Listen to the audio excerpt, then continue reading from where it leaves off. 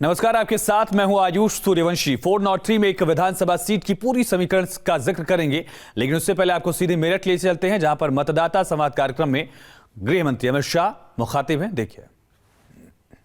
बसपा सपा की जो सरकारें चली, 42 में से 21 गन्ना मिलें बंद हो गई थी। सीबीआई के 12 मुकदमे दर्ज हुए हैं। जरा ये सपा और बसपा, बुआ और भतीजा दोनों जवाब दे, 21 मिलें किसके समय में बंद हुई? आप लोगों के समय में बंद हुई है। हमारे समय में एक भी चीनी मिल बंद नहीं होने दी हमने। और आप बात करते हैं गन्ना किसान की। गन्ना किसान बेचारा बेबस और लाचार होता था। 2-2 साल तक इसका भुगतान नहीं होता था। भारतीय जनता पार्टी ने आने के बाद सत्ता में सबसे पहला काम किया, रॉ शुगर के इंपोर्ट पर ड्यूटी लगा दी, जिससे किसानों को चीनी का भाव ठीक रहने के कारण बाहर से चीनी नहीं आती है तो किसानों को अच्छा भाव मिले। हमने इथेनॉल के दाम के अंदर बढ़ोतरी कराई, जिससे चीनी मिलें ढंग से चल सके। हमने 20 चीनी मिलों का आधुनिकीकरण और विस्तार किया। सपा बसपा ने 21 चीनी मिलें बंद करी थी, हमने 20 चीनी मिलों का आधुनिकीकरण भी किया, इसका विस्तार भी किया। मित्रों, गन्ना किसानों के 1.48 लाख करोड़, 1.48 लाख करोड़, लगभग 1.5 लाख करोड़ बकाया भारतीय जनता पार्टी की योगी सरकार ने चुकाने का काम किया है। और चीनी का रिकॉर्ड उत्पादन 476 लाख मेट्रिक टन 2020 में हुआ है।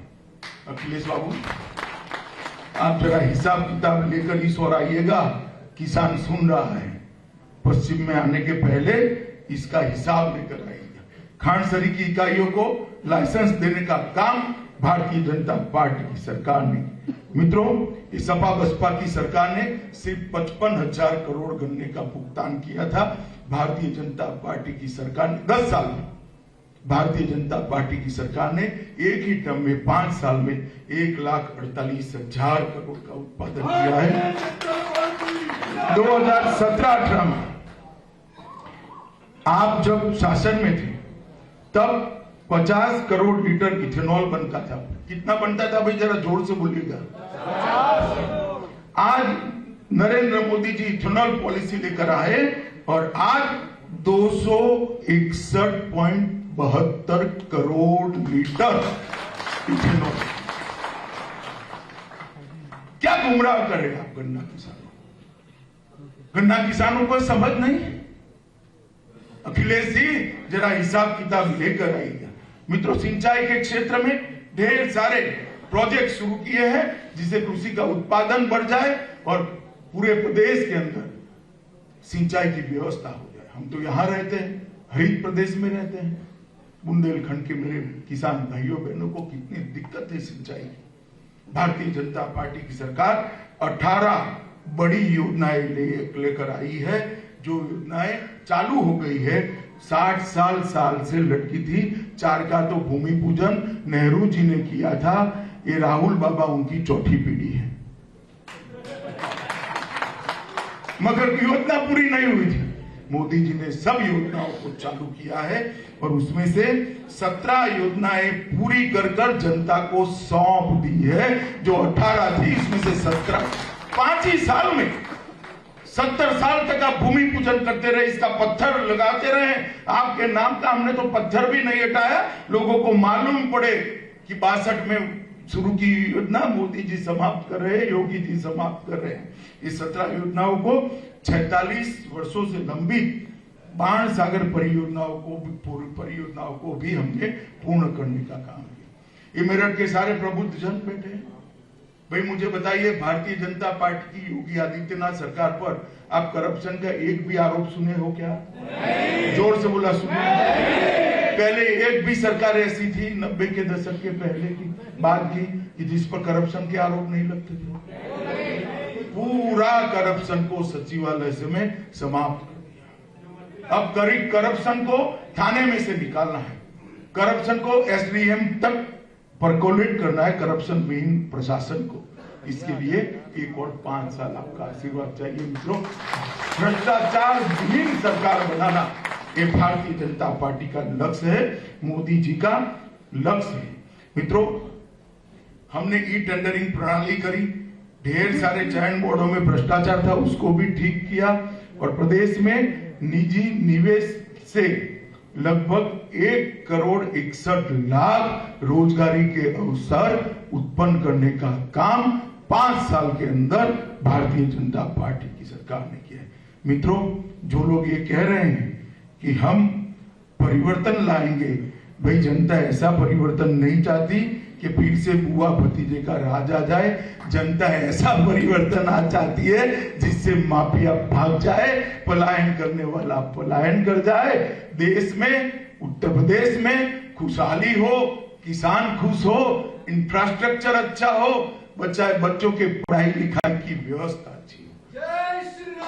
और ये परिवर्तन ना सपा ला सकती है ना बसपा ला सकती है।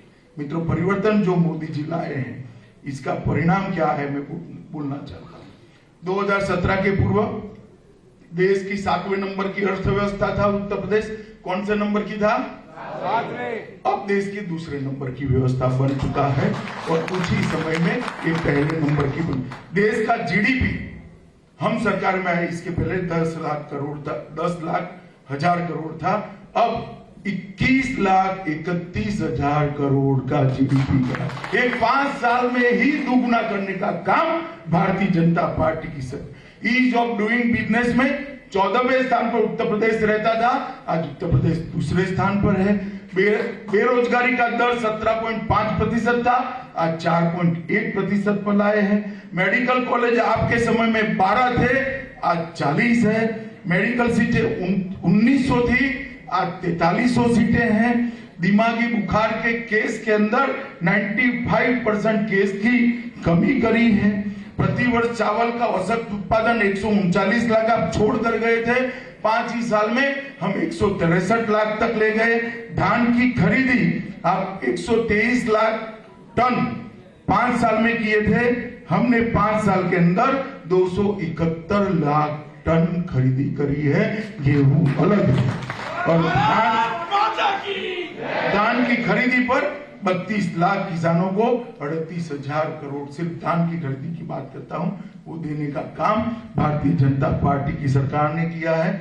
दलहन का उत्पादन 2.5 गुना हुआ है। आज 4 हवाई अड्डे जो 1970 के पहले बने थे वो छोड़ कर गए थे, आज 16 हवाई अड्डे बने हैं और 4 इंटरनेशनल बने हैं। अभी कुछ ही समय पहले लगभग एशिया का सबसे बड़ा हवाई अड्डा बनने वाला अपना जेवर एयरपोर्ट का भूमि पूजन मोदी जी ने करा है। जेवर में एयरपोर्ट बनते ही मेरठ वालों की बम बम होने वाली है। मित्रों, एक्सप्रेसवे 2 थे, 5 बनाए हैं और ये सब इसलिए हुआ है कि एक डबल इंजन की सरकार यहां पर काम करी है और सबसे विशेष कानून और व्यवस्था यहां पर ठीक है। मित्रों, 2013 में मैं दिल्ली में एक फ्लैट में रहता था। कुछ बच्चियां मुझे ध्वजवंदन करने के लिए 26 जनवरी को बुलाने आई। अब मैं गया वहां पर, गया तो सिर्फ बच्चियां ही थी। मैंने बोला वे सबके माता पिता कहां गए? तो उसने कहा अंकल हम तो यहां रहते हैं, हम मेरठ के हैं। मैं कहूं तो यहां क्यों रहे? कि वहां तो हम पढ़ाई लिखाई कर नहीं सकते, बहुत छेड़खानी होती है। सबने मिलकर ये 5 फ्लैट किराए पर लिए हैं और हम सबकी पढ़ाई लिखाई यहां पर करते हैं। मैंने मेरी आंखों से देखा है। उसी वक्त ईश्वर ने मुझे मौका दिया उत्तर प्रदेश के प्रभारी बनने का। 2014 में आपने भाजपा को पूर्ण बहुमत की सरकार दी, 2017 में 300 सीटों की सरकार दी, 2019 में फिर से 65 सीटें दी और पूर्ण बहुमत की सरकार बनी और 2022 में मैं फिर से एक बार आपका आशीर्वाद मांगने आया हूं। उत्तर प्रदेश को 7 अर्थ में उत्तम प्रदेश बनाने के लिए मोदी जी को, योगी जी को एक और मौका दिया। भारतीय जनता पार्टी ही इतने बड़े प्रदेश का विकास कर सकती है और भारतीय जनता पार्टी ही ये प्रदेश के अंदर कानून का राज प्रस्तावित कर सकती है। पहले हम वादा लेकर आए थे, अब हम रिजल्ट लेकर आए थे। पहले हम आपको 2 हाथ जोड़कर वोट मांगते हैं, वोट तो आज भी 2 हाथ जोड़कर मांगते हैं। मगर विनम्रता से मैं कहना चाहता हूं मेरठ वालों को कि आपके वोट पर हमारा अधिकार है। बड़ी विनम्रता से हम रिजल्ट लेकर आए हैं और मैं अभी भी पूरे प्रदेश की जनता को कहना चाहता हूं, प्रत्याशी मत देखिएगा, विधानसभा मत देखिए, कौन मंत्री कौन मुख्यमंत्री मत देखिए, मोदी जी के सामने देखिए, भारत माता का मानचित्र नजर के सामने रखिए और कमर पर थप्पा लगाकर भारत माता की जय। मैं आप सभी को पूछना चाहता हूं, आपने डिबेट देखा होगा, मोदी जी देश के प्रधानमंत्री बने 5 अगस्त 2019 को एक ऐतिहासिक बिल लेकर मैं संसद के सामने गया, धारा 370 को समाप्त करने का, 35A को समाप्त कर। आप मुझे बताइए, कश्मीर देश का अभिन्न अंग बनना चाहिए या नहीं बनना चाहिए? बनना चाहिए या नहीं बनना चाहिए? अब ये सपा बसपा कांग्रेस को पूछेगा आपका वोट कहां था उस दिन और क्यों था? सपा बसपा कांग्रेस ने धारा 370 हटाने के खिलाफ वोट दिया क्योंकि उनको अपनी वोट बैंक प्यारी थी। हमने धारा 370 को उखाड़कर फेंक दिया क्योंकि हमें भारत माता, ये तो परिवर्तन है, ये परिवर्तन है सपा बसपा कांग्रेस और भारतीय जनता पार्टी के बीच में। इसलिए मैं कहता हूं कि आपके वोट पर मेरा अधिकार है, मेरी पार्टी का अधिकार है। राम जन्मभूमि का हिस्सा इतने सालों तक लटका दे रहे, अब कहते हैं हम भी राम के भक्त दर्शन करने जाएंगे। भैया जरूर जाओ, जब से सुधरे तब से अच्छा है। मगर गोली किसने चलाई थी? कार सेवकों पर गोली किसने चलाई?